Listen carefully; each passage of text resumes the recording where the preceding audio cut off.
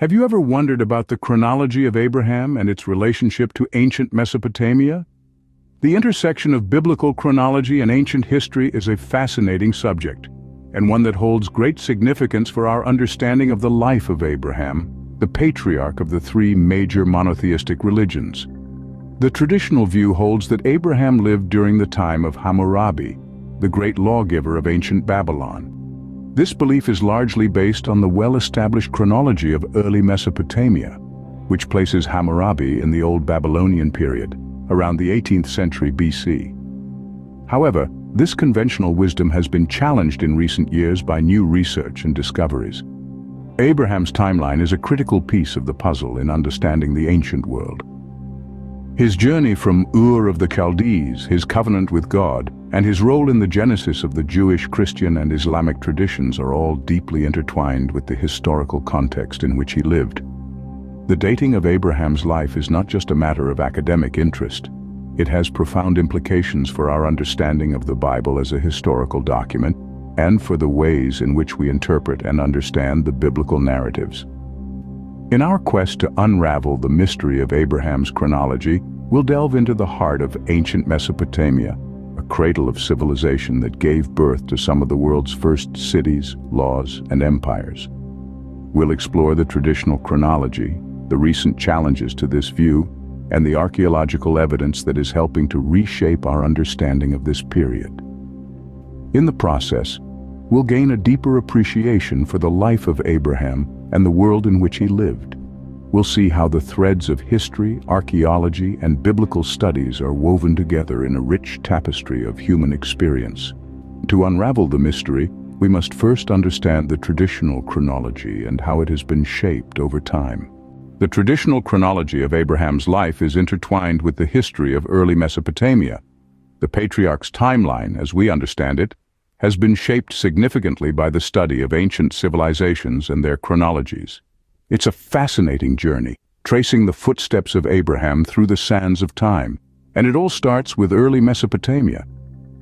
Mesopotamia, known as the cradle of civilization, was a historical region located in the eastern Mediterranean. It was here, among the fertile valleys and ancient city-states, that the story of Abraham is traditionally placed. For many years, scholars believed that Abraham was a contemporary of Hammurabi, the sixth king of the first Babylonian dynasty, known for his law code. This belief was influenced by the traditional chronology of early Mesopotamia, which placed Hammurabi's reign within the same time frame as Abraham's life.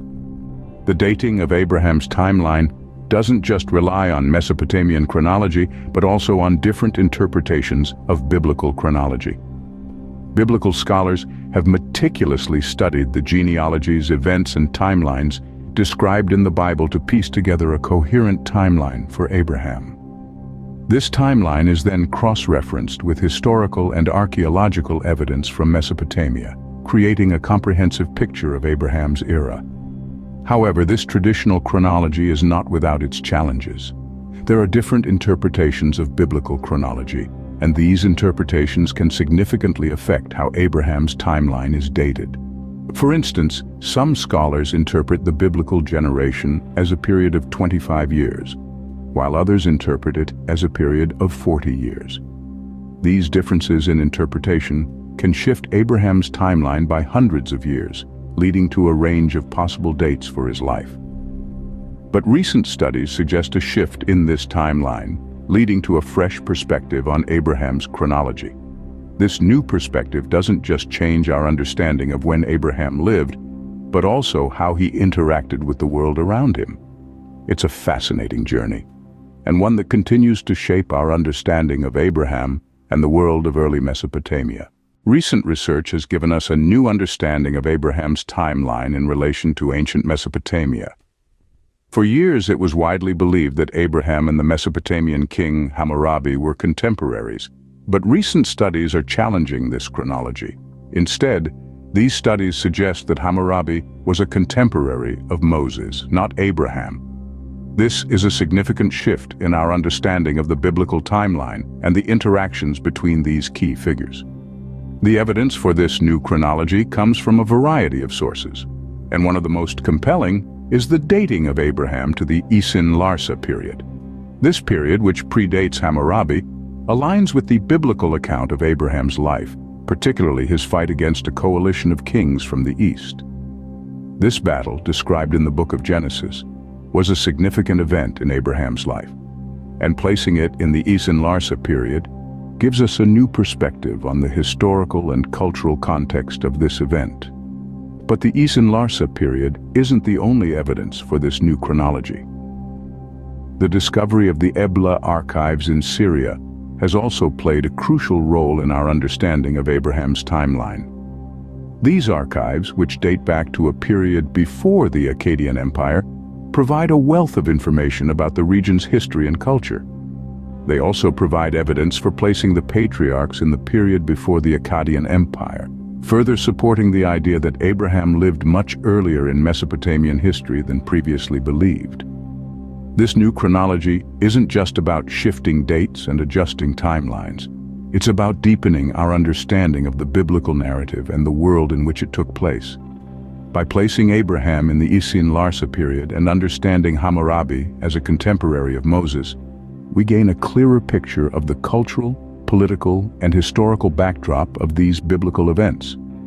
We see Abraham not as an isolated figure, but as part of a broader historical narrative, deeply intertwined with the civilizations of his time. This evidence challenges the traditional chronology and places Abraham much earlier in Mesopotamian history. And in doing so, it opens up new avenues for understanding the Bible, the history of the ancient Near East, and the interconnectedness of these narratives. It shows us that the world of the Bible was not a world apart, but a world deeply embedded in the history and culture of the ancient Near East. Redating Abraham's timeline has far-reaching implications for our understanding of biblical history and Abraham's life. This new chronology places Abraham's life concurrently with the early dynastic period in Mesopotamia, the early dynastic and old kingdoms in Egypt, and the Ebla Empire in Syria. Let's take a moment to unravel this intricate tapestry of ancient civilizations. In Egypt, the early dynastic and Old Kingdom periods were times of remarkable cultural advancement. The construction of the Great Pyramids, the development of hieroglyphic writing, and the establishment of a centralized government all took place during this era. Now, imagine Abraham, a key figure in the Bible, living and breathing during this monumental period. Moving to Ebla, an ancient city located in modern-day Syria, we find another fascinating correlation. The Ebla Empire was a powerful entity during the early Bronze Age. Ebla was renowned for its extensive archives written in both Sumerian and Eblaite languages. These archives provide a rich source of information about the social, political, and economic life during that time. And yes, it is during this vibrant period of Ebla's history that Abraham's life is suggested to have unfolded. Now let's delve a little deeper into the implications of this redating for our understanding of biblical history. In Genesis 14, we find the account of Abraham's victory over a coalition of 4 kings. This was not a minor skirmish, but a significant battle that positioned Abraham as a formidable force in the region. With the new dating, we can now place this event in the context of the broader political landscape of the early Bronze Age, deepening our understanding of this biblical narrative. Similarly, the story of Sodom and Gomorrah, cities that were destroyed due to their wickedness, takes on a new light with this revised chronology.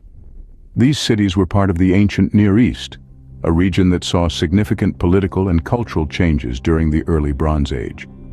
Understanding the historical context of this period enables us to view the narrative of Sodom and Gomorrah in a more nuanced way, revealing the complexity and richness of these biblical events. In conclusion, the redating of Abraham's timeline is not just a matter of shifting dates. It's about gaining a broader perspective, a deeper understanding of the world in which Abraham lived. It's about appreciating the complex interplay of cultures, politics, and societies during that period. This new understanding allows us to see Abraham's life in a richer, more nuanced historical context. So, where does this leave us in our understanding of Abraham's chronology? The journey of understanding Abraham's chronology has been a thrilling ride through the annals of ancient history. We've explored the rich tapestry of Mesopotamian civilization, delved into the intricacies of dating methodologies, and unraveled the compelling archaeological evidence that paints a vivid picture of Abraham's era. What have we gathered from this journey? It's a renewed understanding that Abraham, the patriarch of many nations, lived during the early dynastic period. This was a time when the ancient world was witnessing the rise of some of its most influential civilizations. Concurrently, the early dynastic and old kingdoms were emerging in Egypt, and the Ebla Empire was making its mark in Syria. This new perspective on Abraham's chronology isn't just a dry historical fact. It's a key that unlocks a deeper understanding of the biblical narratives. The stories of Genesis, the trials and triumphs of Abraham, are all set against the backdrop of the early Bronze Age or early dynastic period. This was a time of dynamic change and growth, a time that shaped the cultural, political, and religious landscapes of the ancient Near East. Moreover, this understanding of Abraham's time anchors us in the pre-Abrahamic period. It's like a lighthouse guiding us through the foggy mysteries of the ancient world. This anchor allows us to study the rich pre-Abrahamic period of the ancient Near East with more clarity and context. So, as we move forward in our exploration of biblical history, let's remember that our understanding is constantly evolving. New discoveries, research, and interpretations continue to illuminate the past, offering fresh insights and perspectives. Understanding that Abraham lived during the early Bronze Age, early dynastic period not only clarifies the cultural background of the Genesis narratives, but also provides us with an anchor for studying the rich pre-Abrahamic period of the ancient Near East.